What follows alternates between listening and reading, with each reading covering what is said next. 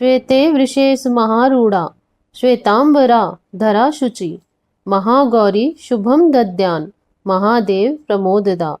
जय माता दी। जय श्री राधे राधे। दोस्तों, आप सभी का आपके अपने YouTube चैनल आध्यात्म भक्ति में बहुत बहुत स्वागत है। आइए आज सुनते हैं महागौरी माता की कथा। नवरात्रि के 8वें दिन माता नौ दुर्गा देवी के 8वें स्वरूप माता महागौरी का पूजन किया जाता है। जो भी भक्त सच्ची श्रद्धा के साथ, नियम और निष्ठा के साथ अष्टमी तिथि में माता महागौरी का पूजन करते हैं, अष्टमी तिथि का व्रत रखते हैं, कथा का श्रवण करते हैं या नवरात्रि में व्रत रखते हैं, माता रानी की कृपा से उनके सभी दुख और कष्ट दूर हो जाते हैं तथा सुख और समृद्धि की प्राप्ति होती है। माता महागौरी अपने भक्तों की सदैव रक्षा करने वाली हैं।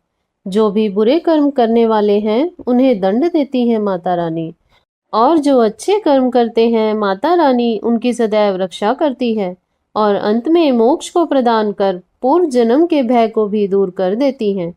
नवरात्रि के व्रत में माता दुर्गा के 9 स्वरूपों का 9 दिनों तक पूजन किया जाता है। इससे माता दुर्गा प्रसन्न होकर अपने भक्तों के मनोवांछित फलों को प्रदान करती है। खास करके नवरात्रि के अष्टमी तिथि के दिन, इस दिन का बड़ा ही विशेष महत्व माना गया है।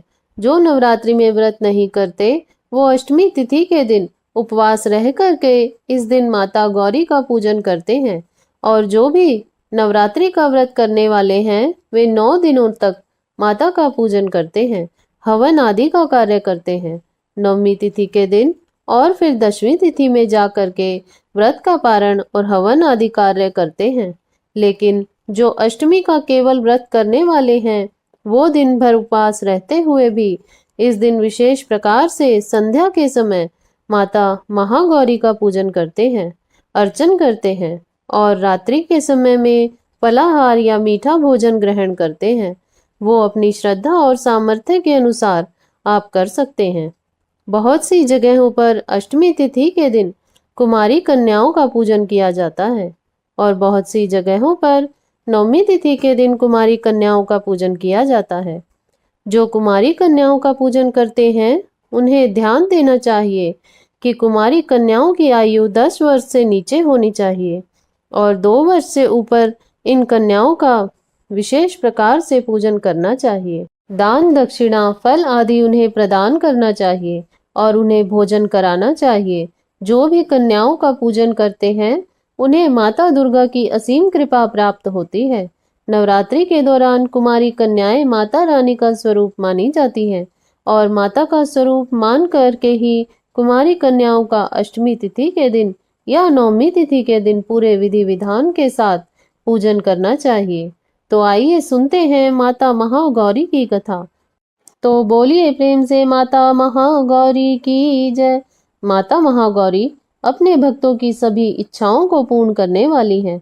माता महागौरी को इन्हें श्वेतांबर धरा भी कहा जाता है। इनकी 4 भुजाएं हैं और इनका वाहन वृषभ है, इसलिए इन्हें वृषारूढ़ा भी कहा जाता है। इनके ऊपर वाले बाएं हाथ में डमरू धारण कर रखा है।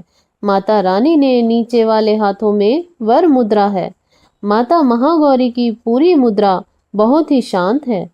माता महागौरी ने भगवान शिव को पति के रूप में प्राप्त करने के लिए कठोर तपस्या की थी।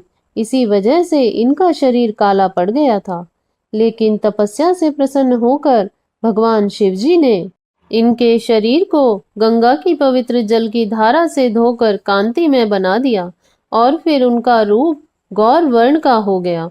इसलिए इन्हें महागौरी के नाम से जाना जाने लगा। ये अमोघ फलदायिनी है और इनकी पूजा से भक्तों के सभी प्रकार के कष्ट दुख दूर हो जाते हैं। पूर्व में किए गए संचित पाप भी नष्ट हो जाते हैं।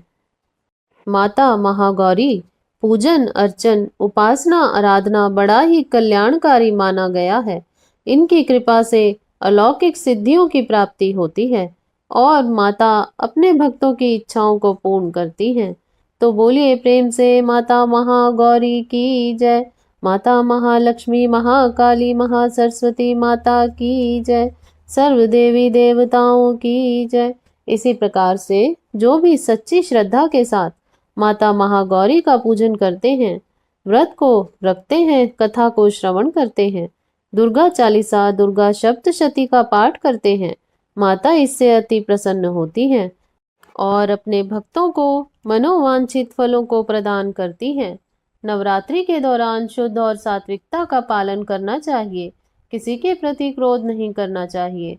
अपने मन में किसी के प्रति ईर्ष्या या द्वेष का भाव नहीं लाना चाहिए।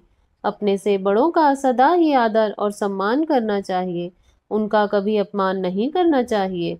जहाँ तक हो सके धर्म का कार्य, दान पुण्य का कार्य करना चाहिए। ब्राह्मणों को भोजन कराना चाहिए। कुमारी कन्याओं का पूजन करना चाहिए। इससे माता रानी अति प्रसन्न होती हैं और अपने भक्तों को मनोवांछित फलों को प्रदान करती हैं।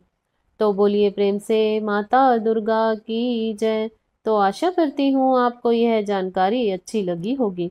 ऐसे ही ज्ञानवर्धक जानकारियाँ प्राप्त करते रहने के लिए, व्रत पूजा आदि के बारे में सुनने के लिए, कथा को श्रवण करने के लिए, यदि आप चैनल पर पहली बार आए हैं तो चैनल को सब्सक्राइब कर लें ताकि आने वाली वीडियो की नोटिफिकेशन आपको समय से मिलती रहे।